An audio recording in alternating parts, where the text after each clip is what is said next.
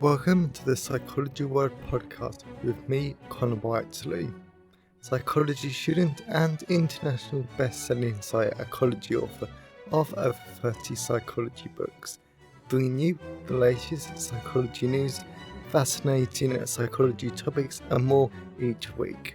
If you want to learn more, then please check out connorwhiteley.net/books. And don't forget to like and subscribe to the YouTube video or follow on your favourite podcast app. And here's the show. Hi everyone, and welcome to episode 310 of the Psychology World podcast with me, Connor Whiteley. And today's episode is on how does a consistent sleep schedule improve mental health? And it is Saturday, the 15th of February 2025 as I record this. Also, apologies if my voice is a little rough compared to normal, it's just that I'm recovering from a cold. Thankfully, the worst of the cold is over, but I'm still recovering from the aftershocks, so my voice might be a little more cold-like compared to normal. So today's podcast episode is a lot of fun because it's really useful. You can definitely apply it to everyday life, and yes, whilst nothing on this podcast is ever any sort of official advice, getting a consistent sleep schedule is really important to your mental health, but also your physical health. And it's one of those mind-body aspects of human behaviour, because by looking after our physical body through making sure that we get enough sleep, it also improves our mental health. And this is something that I've really noticed this week, because I've been sick through malnutrition and also lack of sleep, and to be honest, they just compounded each other. In terms of my lack of sleep was making my mental health not great, so my ability to eat and my anorexia just got worse. But equally, because I was making myself sick through malnutrition, my sleep was also quite bad though. So when they were combined, I was getting really, really sick though.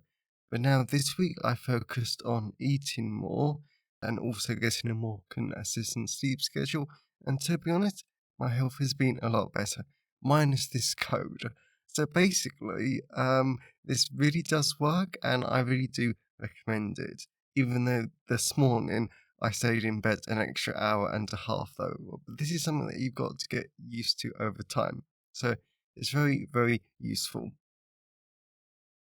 So by the end of today's podcast episode, you're going to understand why is a consistent sleep schedule important to your mental health, how does a lack of sleep and how does an inconsistent sleep schedule increase your risk of developing depression, and a whole host of other mental health conditions. So you're going to learn a lot. So you've got that to look forward to in the content part of today's episode. So, moving on to the psychology news section, we're reading from the British Psychological Society Research Digest, and the first one is, does feeling powerful makes us more likely to be unfaithful?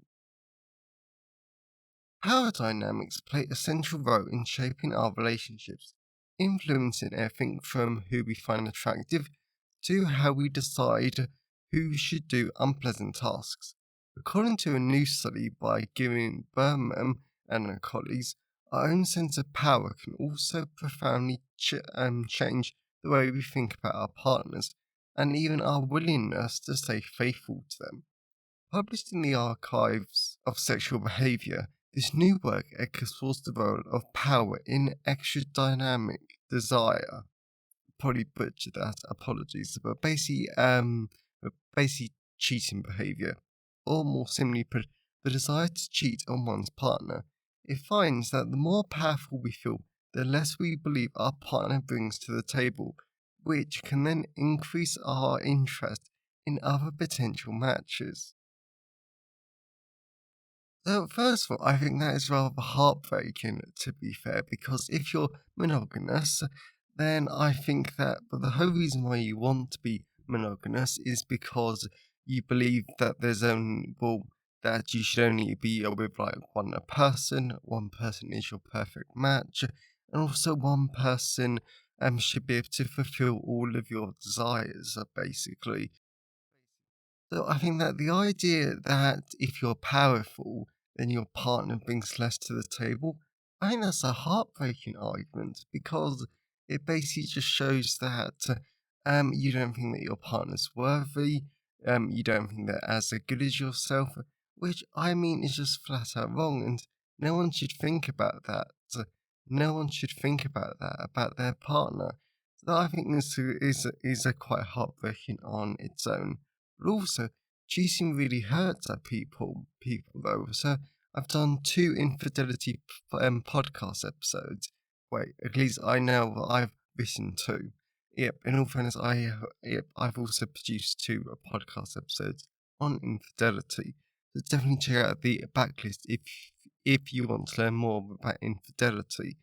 So I think the overall takeaway from this psychology news section is look at your own power, think about how powerful you feel, but also, and if you think that you feel really powerful, just remember that your partner is an amazing person who does bring a lot of their own characteristics, their own interests, and their own joy to the relationship. So it's an interesting one. I can't talk about too much because I've never been in a relationship, but still, I just think that no, just don't be unfaithful. If you want more partners, then just be polyamorous. Because I know quite a few polyamorous people, and that they're really happy. So, moving on to the second one. When it comes to paranoia, seeing may be believing. People with paranoia mistakenly believe that others wish to harm them. These misceptions are generally assumed to stem from errors in how the person thinks about the world, including other people.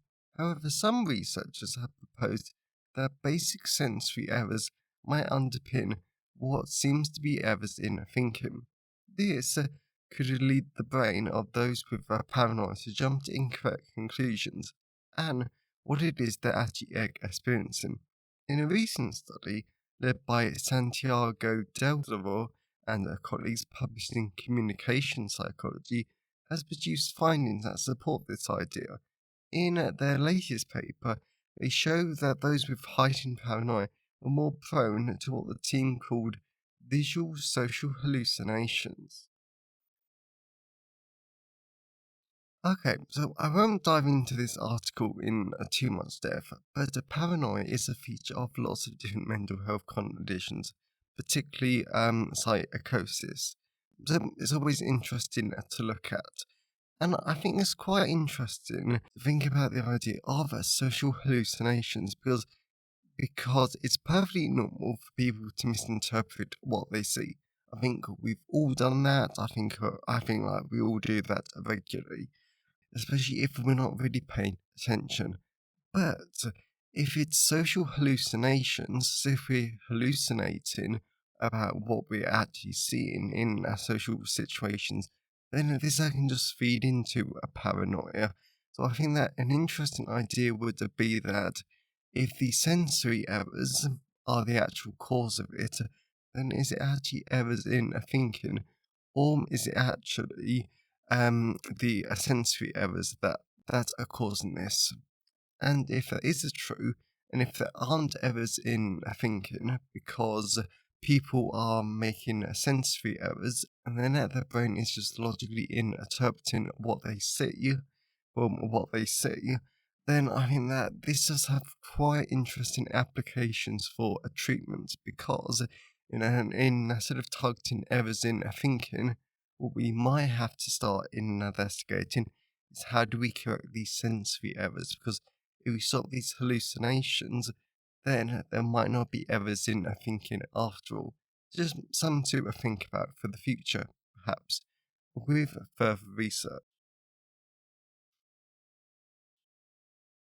Men overestimate women's preference for masculinity, and women men's preference for femininity, according to new research. We are constantly bombarded with the message that certain body types are particularly sexually desirable. Previous work, however, has consistently found that we're not really that good at knowing or physical features are actually appealing to our preferred gender. Straight women, for example, tend to overestimate how much men desire thinness, whereas straight men exaggerate how muscular women want them to be. In POLS1, David I. Perrin and colleagues from the University of St Andrews take a look at how this dynamic plays out for facial features. When asking straight men and women to digitally create a face that they thought the opposite gender would prefer, the team found that both men and women overestimate how much potential partners prefer exaggerated femininity or masculinity. Needs judgment that might contribute to body dissatisfaction and potentially more extreme body modification strategies. Okay, so this is definitely an interesting one because in my book, CBT for Eating Disorders and Body Dysmorphia, the interesting thing is that this does partly play in that to it because one of the way how young women can actually develop eating disorders is because of the ideas of like attractiveness, the objectification of women, and how they're bombarded with social media and these beauty adverts saying that only these are people are attractive. And if you don't look like this idealized version of what your gender is meant to be, then there's something profoundly wrong with you. And that's why quite a lot of men can actually go on to develop body dysmorphia or muscle dysmorphia, to be more precise. So that's quite an interesting idea. And it really does show, though, that these beauty companies, the massive kind of like conglomerates, and basically pure capitalism really does impact our mental health in very negative ways. So I think this is something that we need to raise awareness about, and we need to understand ourselves before we can ever hope to change the minds of other people. That you don't need to be hyper masculine or hyper feminine to be able to attract your preferred gender. So, as someone who's definitely not straight, I really cannot comment on this much more than that. So it's just food for, well, it's just like a food for fools. And if you do have body dissatisfaction, think about where that's coming from. And if it's coming from the idea that you don't think that the opposite gender is actually going to be attracted to you, I would just remember this research and remind yourself saying, no, I don't have to look hyper feminine or hyper masculine to be attractive. I can be attractive myself. So just something to think about. And hopefully something that's uplifting after Valentine's Day yesterday. So I really hope that you enjoy the psychology news section. So let's move on to the personal update.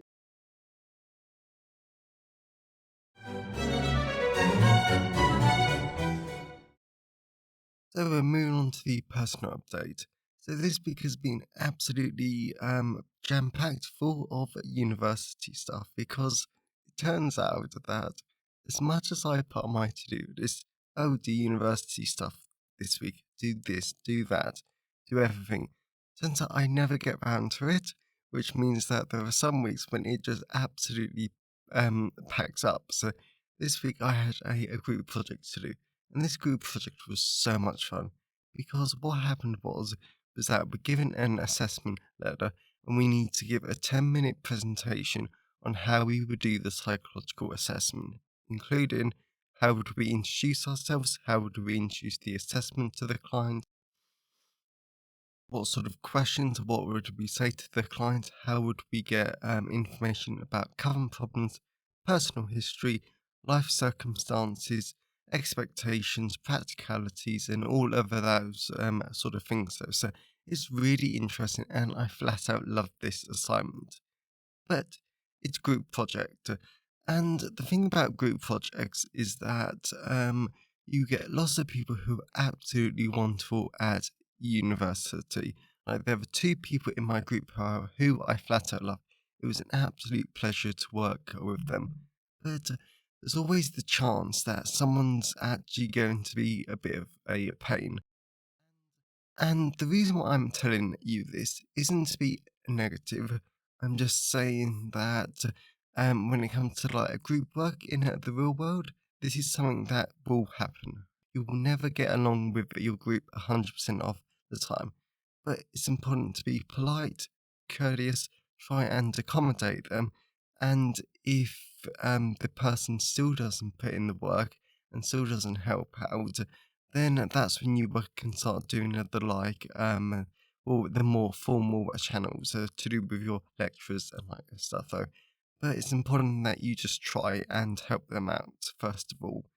So we managed to record our presentation in at the end, and it was a lot of fun.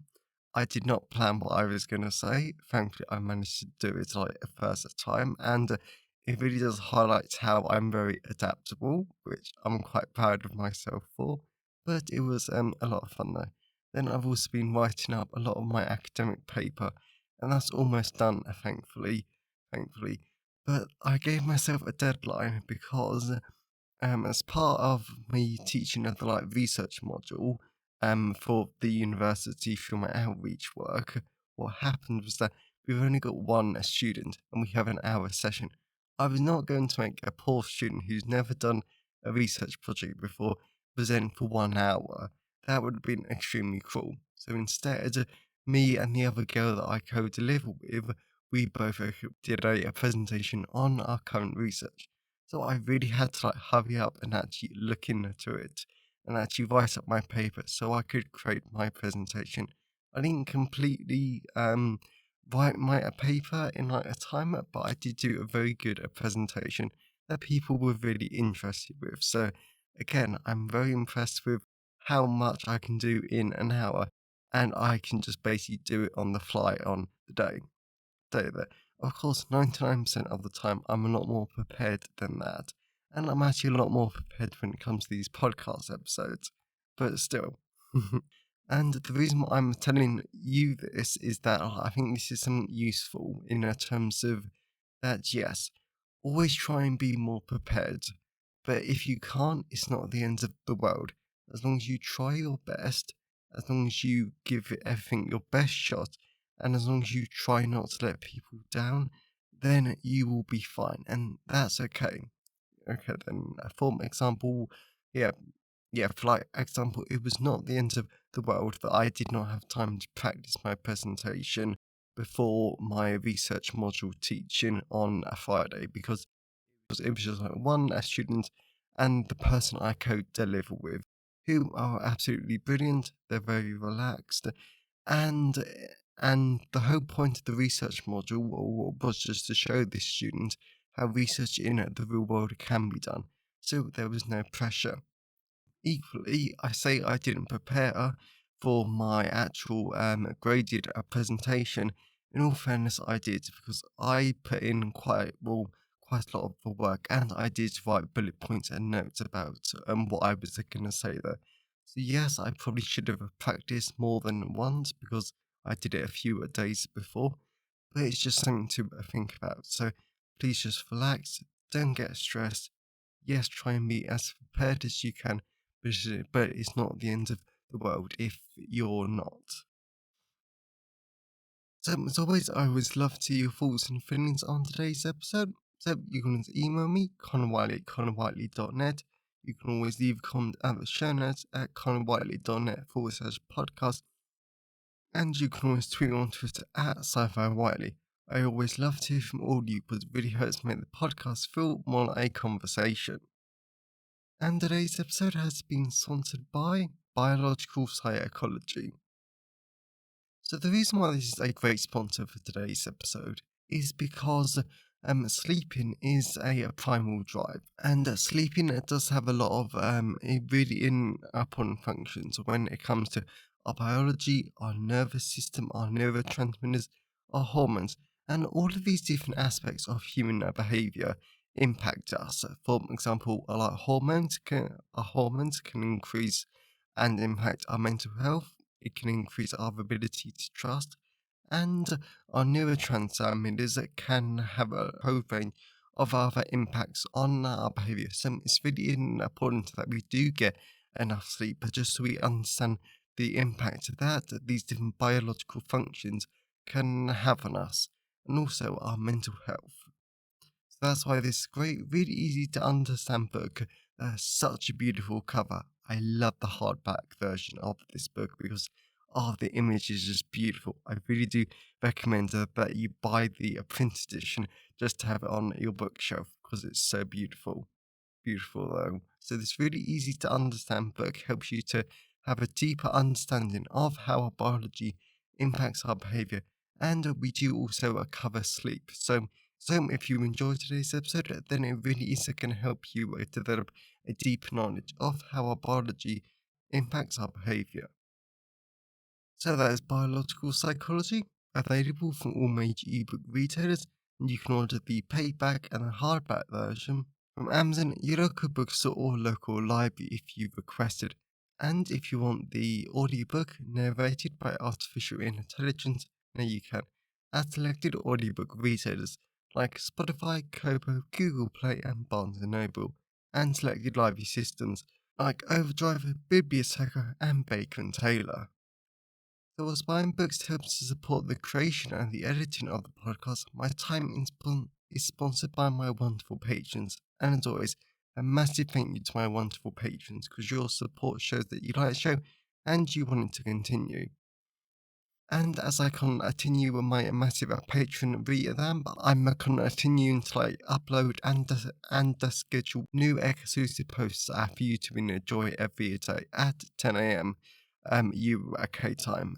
And these are wide-ranging blog posts on psychotherapy, trauma, morality, and so many more different psychological topics, which are not going to be turned into podcast episodes for weeks, months, or years. So if you want access to these really exclusive rewards and get a closer relationship between me as the host of the podcast and yourself, then please head on over to patreon.com/the Psychology World Podcast.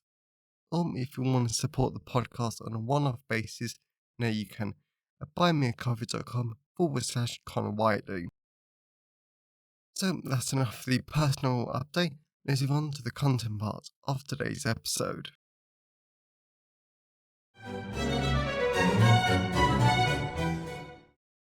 So we're moving on to the content part of today's episode. So we're going to be talking about how does a consistent sleep schedule improve mental health. This is a great podcast episode, so let's dive into it. Why is a consistent sleep schedule important? Having a consistent sleep schedule is flat out critical to our physical and mental health, because when a person has regular bedtimes and wake times, then this allows us to develop a consistent sleep routine. Of course, this is unique to each of us because we all need the right amount of high quality sleep. Therefore, sleeping consistently helps us to avoid what is known as a sleep debt, and this can help protect us against negative health outcomes. For example, high blood sugar, high blood pressure, as well as high cholesterol.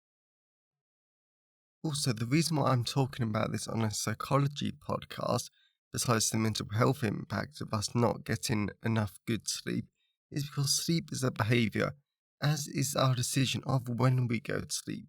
These are all decisions we make, and ultimately, these decisions impact our health. So you could argue that this podcast episode stretches across clinical psychology, biological, cognitive, and health psychology, amongst others. This is a critical topic for a lot of our subdisciplines. Moreover, consistent sleep helps to protect our mental health too, especially our emotional well-being. Since if we don't get consistent sleep, then this has negative impacts on our emotional and mood regulation, as well as I know from personal experience that a lot of therapists and medical doctors that just having a good sleep routine is the cornerstone of improving your mental health. Personally, I completely agree with this, but the relationship between sleep and poor mental health can be a vicious cycle.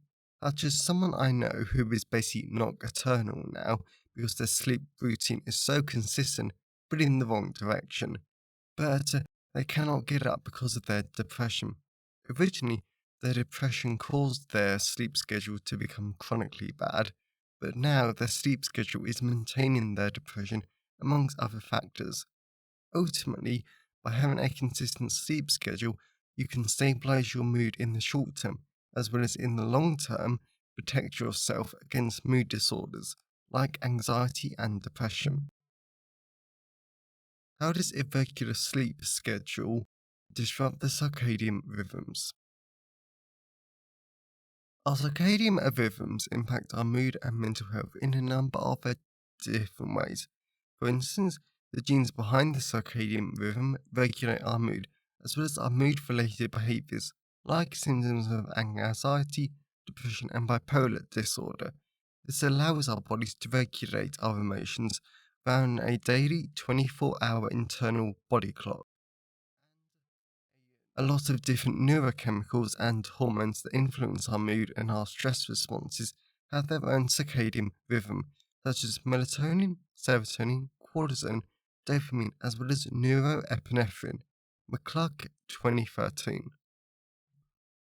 As well as when we disrupt our own circadian rhythms by giving ourselves inconsistent sleep, and this messes with our mood and stress regulating processes, so that their circadian rhythms are thrown out of order. Research suggests that the timings of our circadian rhythms are strongly linked to depression. War Justice 2006, Seasonal Affective Disorder, Anxiety, Mong and all 1981, and other mood disorders, McCluck 2007. Furthermore, the impact of disrupted circadian rhythms isn't limited to our mental health either, since having a disrupted circadian rhythm can increase our risk of inflammation too, and there is research suggesting inflammation increases the risk of developing mood disorders. Also, inflammation itself can negatively impact our sleep too, so it becomes even more of a vicious cycle. Ultimately, having a consistent sleep schedule helps our bodies to effectively regulate our circadian rhythms, so our biological processes that impact the neurochemicals and hormones related to our stress responses and mood can occur in a healthy way. Yet, when we disrupt our circadian rhythms by getting inconsistent sleep, then we mess up these circadian rhythms, and these can negatively impact our mental health too. Why does inconsistent sleep patterns increase risk of depression? Now, I want to focus on some research that shows a person's inconsistent sleep schedule can increase the risk of developing depression. So, our first study comes from Fang et al. 2021, who looked at the impact of sleep routines on over 1,000 medical students' day to day mood.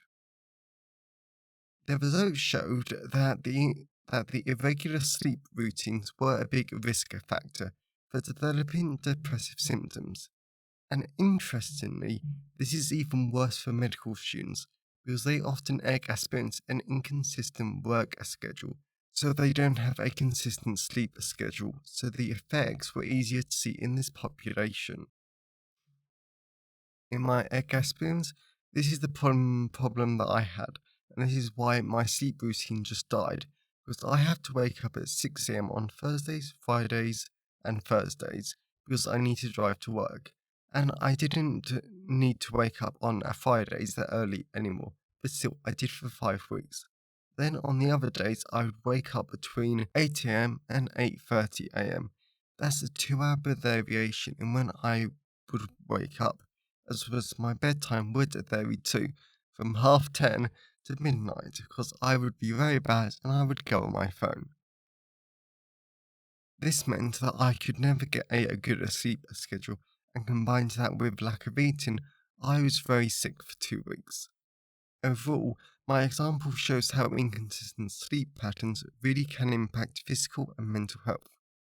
On the whole, I'll include more studies in the reference section near the bottom of the blog post, but a lot of studies demonstrate how having an inconsistent sleep schedule can be just as damaging as not getting enough sleep for your physical and emotional health.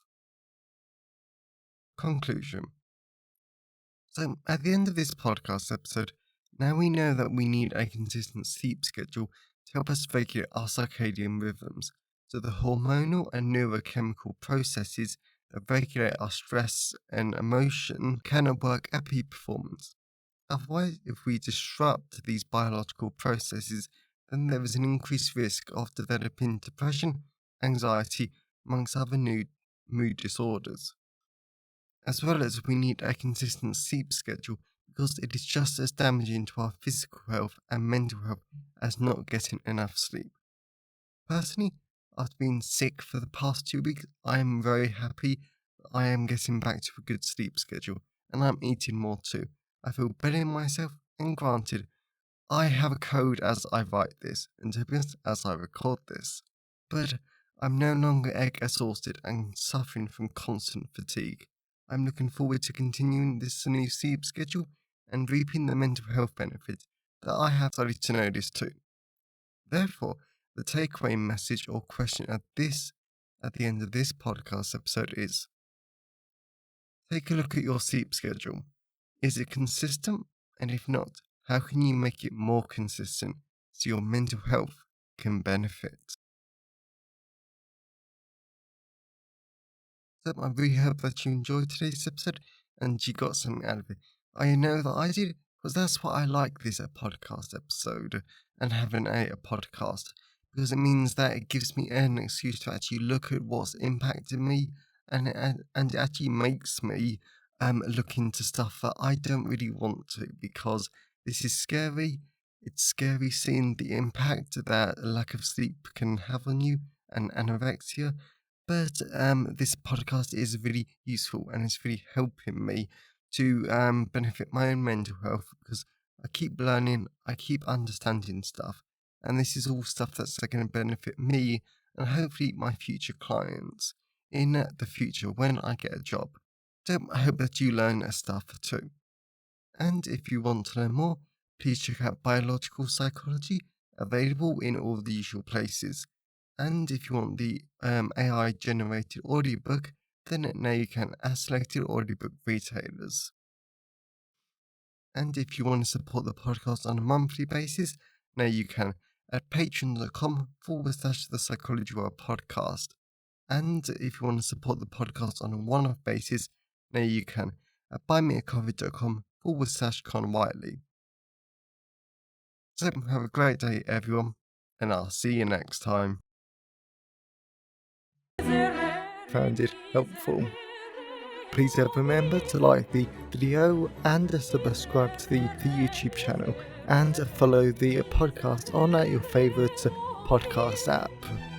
And if you wanted to learn more, then please check out the backlist of the podcast episodes or my books at conwhiteley.net.